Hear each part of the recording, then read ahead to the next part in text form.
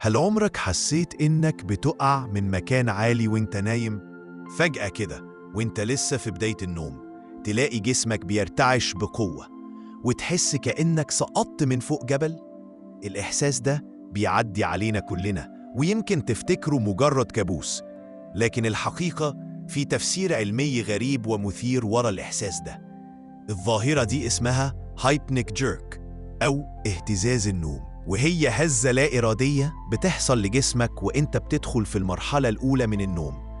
المرحلة دي اسمها مرحلة الانتقال من اليقظة للنوم، وبتكون خفيفة جدا ودماغك لسه مش مفصول تماما عن الواقع. في اللحظة دي بيحصل خلل بسيط في إشارات المخ، جسمك بيبدأ يهدى وينام، بس المخ ساعات بيفسر ده على إنه سقوط. المخ ساعات بيفكر كده، بيتهيأله إن الجسم في خطر، فبيرسل إشارة فورية لكل عضلاتك إنها تتحرك بسرعة علشان تصحى وتتفادى السقوط. بس ليه المخ بيفكر إننا بنقع؟ في نظريات كتير بتجاوب على السؤال ده.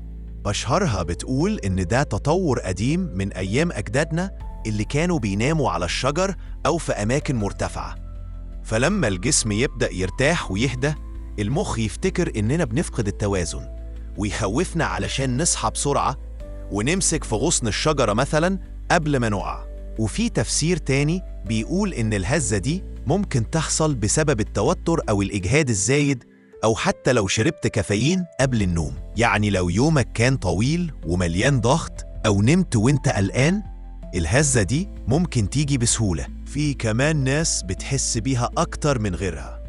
لو كنت حساس للتغييرات أو نومك مش منتظم أو بتستخدم موبايلك قبل ما تنام، المخ بيبقى لسه شغال جامد، والهزة دي ممكن تحصل بسهولة.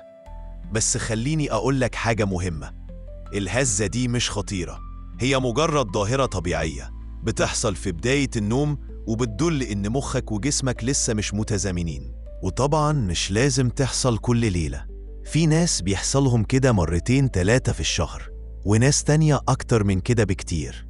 وطبعاً لو بتحصل بشكل مبالغ فيه جداً أو بتصحى منها كتير، ممكن تستشير طبيب علشان تطمن إن مفيش سبب عضوي وراها، لكن في الغالب مفيش منها أي خوف. دلوقتي خليني أسألك، إمتى آخر مرة حسيت إنك بتقع وإنت نايم؟ ويا ترى كنت قلقان، مرهق، ولا مخك كان مشغول بحاجة؟ اكتب لي في الكومنتات وشارك تجربتك. ولو عجبك الفيديو ما تنساش تعمل لايك وتشترك في القناة علشان توصلك فيديوهات أكتر عن أسرار جسمك ومخك وحاجات غريبة بتحصل لينا يومياً وإحنا مش واخدين بالنا.